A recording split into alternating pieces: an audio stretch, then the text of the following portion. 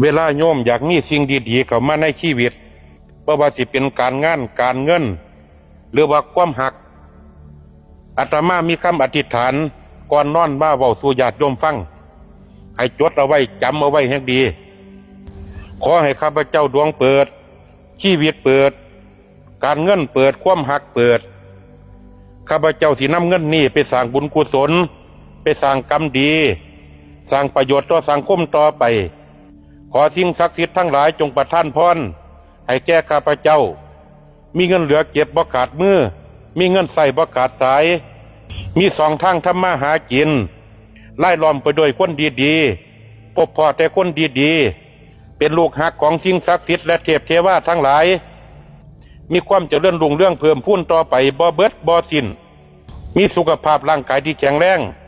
สามารถสร้างคุณงามความดีได้ต่อไปตลอดจนสิ้นอายุไข